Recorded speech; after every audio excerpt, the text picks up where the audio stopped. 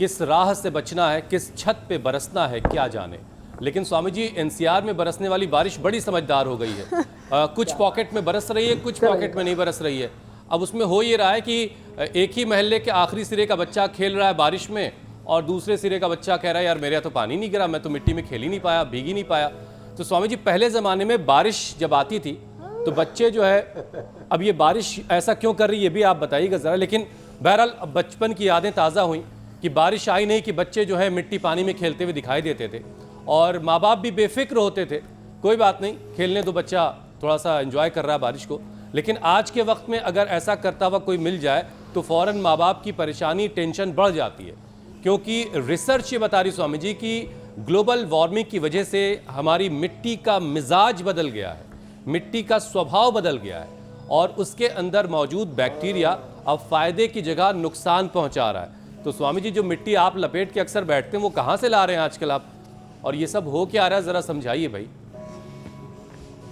ये हमारे पास में राजा जी नेशनल पार्क है। हमारे जो खेत खलियान हैं वर्षों से, उनमें हमारे उत्तराखंड में तो लगभग पूरे उत्तराखंड में करीब 80% जमीन ऐसी है जहाँ पर यूरिया, डीएपी, कोई किसी भी प्रकार का कृषि प्रदूषण, किसी भी प्रकार का वायु प्रदूषण, ध्वनि प्रदूषण, industrial pollution, agri waste pollution, चलो भाई भुजंगासन करो, ये सब नहीं है। इसलिए यहाँ तो शुद्ध मिट्टी हमें भरपूर मिलती है, इसलिए मैं मिट्टी लेप करके और उसी में फिर सूर्य नमस्कार, उसी में सब प्राणायाम कर लेता हूँ। बाकी अलग अलग प्रकार के बैक्टीरिया, वायरस, फंगस, पोल्यूशन, सारे केमिकल्स मिट्टी में, पानी में और हवाओं में वो जहर घुला हुआ है। जब शुरू की बारिश होती है उस समय तो उसमें नहाना भी नहीं चाहिए, इतना जो आसमान का जो पूरा जहर है उसको धोती है वो अरसात नीचे लेके आती है। तो हमारे यहाँ पर जो पानी भी इकट्ठा किया जाता, तो कहते हैं 1-2 बरसात टलने के बाद, यदि पूरी जोर की बरसात हुई है तो 1 बरसात के बाद, थोड़ी हुई है तो 2 बरसात के बाद का पानी इकट्ठा करते हैं। राजस्थान जैसे प्रदेशों में इसकी बड़ी व्यवस्था होती थी, वहाँ पोल्यूशन नहीं होता था इसलिए दिक्कत नहीं होती थी। फिर भी बोले 1 बारिश या 2 बारिश टलने के बाद फिर पानी इकट्ठा किया करते थे। तो ये बात तो ये हुई, पोल्यूशन तो है।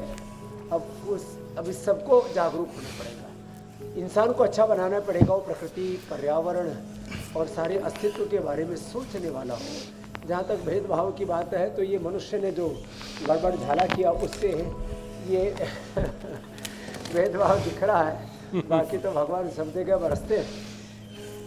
लेकिन देखो, एक सबका डीएनए होने के बाद, एक ऋषिकाओं के वंशधर होने के बाद, एक ही ईश्वर की संतान होने के बाद भी कुछ लोग एकाधिकार माने एक गलत तरीके से ये जाति, ये वर्ग, ये समुदाय डोमिनेट करेगा।